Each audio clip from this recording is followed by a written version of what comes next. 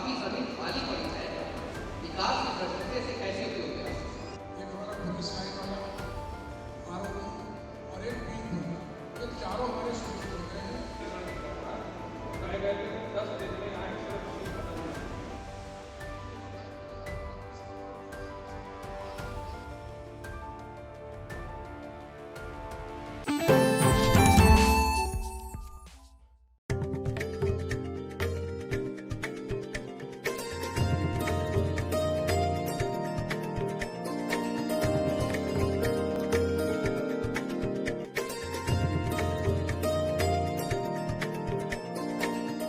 मोदी सरकार के 9 साल पूरे होने के उपलक्ष्य में उपलब्धियां गिनाई जा रही हैं। इसी क्रम में मध्य प्रदेश सरकार के कैबिनेट मंत्री डॉक्टर मोहन यादव सीतापुर में पहुंचे हुए हैं।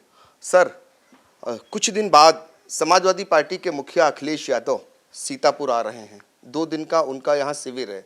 उससे पहले मोहन यादव भारतीय जनता पार्टी की ओर से आ गए। क्या कहेंगे?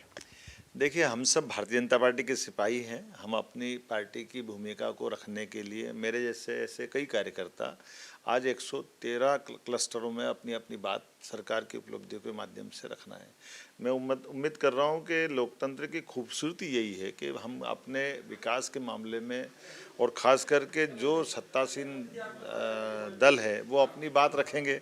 अब किसी विपक्ष के व्यक्ति अपनी बात करे, वो उनकी बात करे, जनता जिनको माने वो अपना नेतृत्व ले। लेकिन ये मान के चलो कि आज़ादी के बाद पहला बार ऐसा हमारा अपना माननीय प्राइम मिनिस्टर नरेंद्र मोदी जी का कार्यकाल रहा है जिनके भरोसे से कई सारी ऐतिहासिक उपलब्धियां जो पूर्ववर्ती काल में कभी नहीं रही है। लगभग 35 साल बाद ऐसा हुआ जिनने पूर्ण बहुमत के साथ सरकार बना करके 2 बार दिखाई है। जो सरकार की कोलैबोरेशन की सरकार की जो कमजोरियां रहती थी उन सारी चीज़ों से पार पा करके और ऐसे कई कठिन विषय जो विषय असंभव माने जाते हैं, अब जीएसटी का लागू किया जाना, ये एक तरह से इतने विशाल देश में और विविध सरकारों के बीच में एकमत करा करके निर्णय कराना।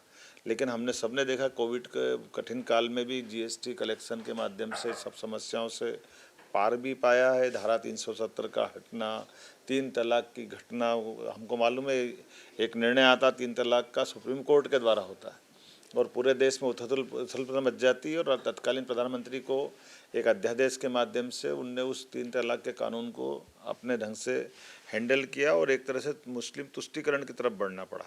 लेकिन ये दूसरी तरफ माननीय प्रधानमंत्री का निर्णय अगर अपन देखते हैं कि सुप्रीम कोर्ट ने अगर राम मंदिर का फैसला दिया, सब लोगों को विश्वास में लेकर के न केवल सफलता के साथ कोर्ट के निर्णय का पालन कराया बल्कि आज तक उस विषय पे ऐसा लगा कि हिंदू मुस्लिम का कभी कोई विवाद रहा ही नहीं हो। तो काल के अतीत के कई सारे काले धब्बों को मिटाने का काम भी माननीय मोदी जी ने किया है। और गौरवशाली पक्ष ये भी है कि हिंदू हो मुसलमान हो, उनका दुनिया के जितने देशों ने सम्मान किया है। हम मान के चलें अधिकांश मुस्लिम देश सऊदी अरब से लगा करके हर मुस्लिम देश ने अपना सबसे बड़ा सम्मान माननीय मोदी जी को दिया, जो ये पाकिस्तान के मुंह पे तमाचा है। यद्यपि पाकिस्तान के लिए भी उनने नवाज शरीफ की सरकार में स्वयं ने उनके हेलीकॉप्टर से नवाज शरीफ तत्कालीन प्रधानमंत्री के निवास तक जाने की हिम्मत दिखाई है। तो ये मोदी जी का जो नेतृत्व है वाकई चमत्कारी है। और ये मोदी जी का नहीं, ये 142 करोड़ भारतीयों का और दुनिया का सबसे बड़े देश होने के नाते आबादी के मामले में भी और युवाओं के मामले में भी परमात्मा करे वो सताहु हों और साथ ही साथ 2047 तक हमारा नेतृत्व करें। 24 जो लोकसभा चुनाव होने वाले हैं, तमाम विपक्षी पार्टियां एक मंच पर आ रही हैं। क्या लगता है आपके मुताबिक किसके नेतृत्व में विरोधी पार्टियां सामने आएंगी? उनका कोई नेतृत्व बन पा रहा है? अब मैं अपने दिल की बात करूंगा, विपक्ष की बात तो करने से फ़ायदा नहीं। हमने सबने देखा कि अभी कर्नाटक की शपथ हुई है और कर्नाटक की शपथ में कांग्रेस ने अपनी असलियत दिखा दी। कांग्रेस को थोड़ी सफलता मिलती, कांग्रेस वही करने लग जाती जिसके कारण से कांग्रेस बदनाम रहती है।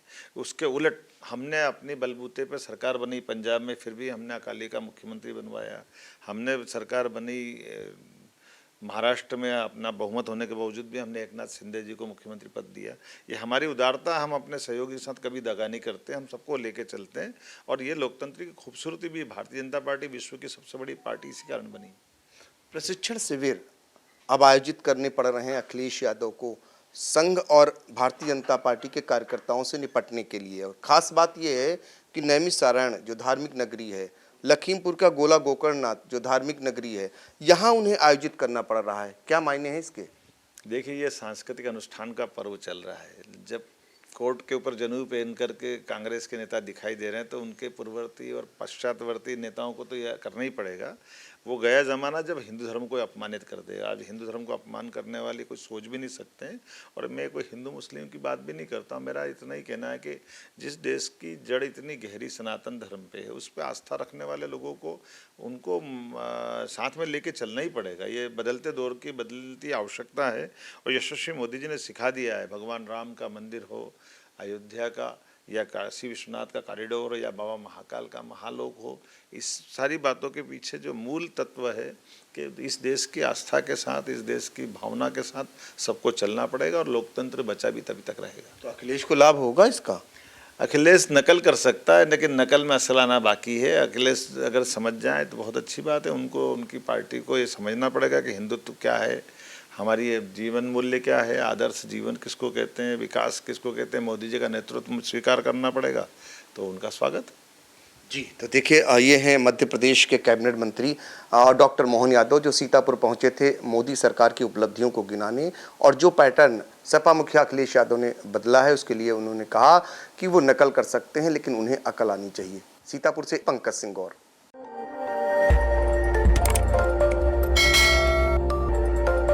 खबर आपकी, नजर हमारी। देखते रहिए आई इंडिया।